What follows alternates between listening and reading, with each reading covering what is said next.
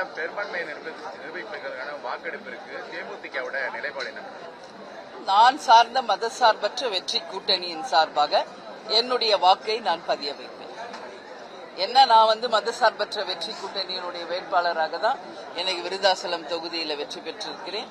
எனவே நான் வெற்றி பெற்ற என் கூட்டணியின் உண்மை சட்டமன்ற உறுப்பினராக இருந்து என் வாக்குயை நான் பதிய வைப்பேன் என்பதை இந்த நேரத்தில் சொல்றேன்.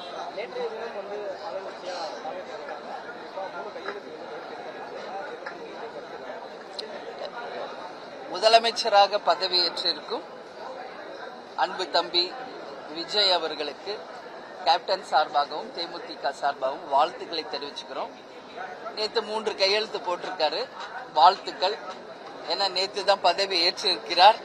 எனவே அவருக்கு மனப்பூர்வமான வாழ்த்துக்களை நான் தெரிவித்துக் கொள்கிறேன். நேற்று தானே இங்க பதவி ஏற்றிருக்காரு, அதனால கட்டாயம் கொஞ்சம் டைம் கொடுக்கணும். அவரும் கேட்டிருக்காரு, கொஞ்சம் டைம் வேணும்னு கேட்டிருக்காரு. அண்ணன் ஸ்டாலின் அவர்களும் அதை தான் சொல்லியிருக்காங்க. அதனால நேற்று தான் பதவி ஏற்றிருக்கிறார், முதல் முறையாக முதல்வராக வந்திருக்கிறார். கட்டாயம் அவருக்குரிய நேரத்தை நாம் தருவோம்.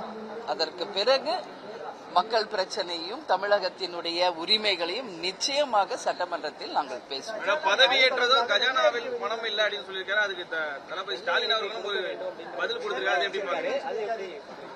இது முதல்வராக பதவியேற்றிருக்கும் தம்பி விஜய் அவர்கள் சொன்னது. அதனால ஏன் இதை சொன்னார் என்ற கேள்வியை இந்த கேள்வி அவரிடம் தான் நீங்க கேட்கணும். ஏன்னா முதலமைச்சராக பதவியேற்றிருக்காரு, அவர் தான் இதுக்கான பதில் சொல்ல வேண்டும். ஏன்னா நேற்று தான் பதவியேற்றிருக்கார், அதனால உரிய அவகாசம் தருவோம். அதற்கு பிறகு தமிழகத்திற்காகவும் தமிழக மக்களுக்காகவும் எங்களுடைய குரல் நிச்சயமாக சட்டமன்றத்தில் மக்களுக்காக நிச்சயமாக நாங்கள் பதிய வைப்போம். நிச்சயம் தமிழ்நாட்டுக்கும் மக்களுக்கும் நல்லது நடக்கும். அதுதான் தேமுதிகவின் நிலைப்பாடு.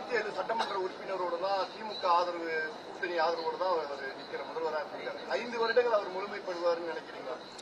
நாளைக்கு என்ன நடக்குது என்பது இன்னைக்கு நம்ம யாருமே யூகிக்க முடியாதுங்க. அதனால நிச்சயமாக நேற்று பதவியேற்றிருக்கார், இன்னைக்கு நாங்க எல்லாம் பதவியேற்றிருக்கிறோம். அந்த வகையிலே முதல்வராக பதவியேற்றவருக்கு வாழ்த்துக்கள் தான் நான் சொல்லியிருக்கேன். எனவே என்ன நகர்வுகள் வருது, என்னெல்லாம் மாற்றங்கள் வரப்போகுது என்பதை நாம் பொறுத்திருந்து தான் சொல்ல முடியும்.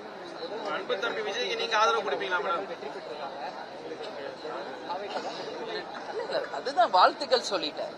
வெற்றி பெற்ற அனைத்து சட்டமன்ற உறுப்பினர்களுக்கும் என்னுடைய மனப்பூர்வமான வாழ்த்துக்களை கேப்டன் சார்பாகவும் தேமுதிக சார்பாகவும் நான் மனப்பூர்வமாக வாழ்த்துக்களை தெரிவித்துக் கொள்கிறேன்.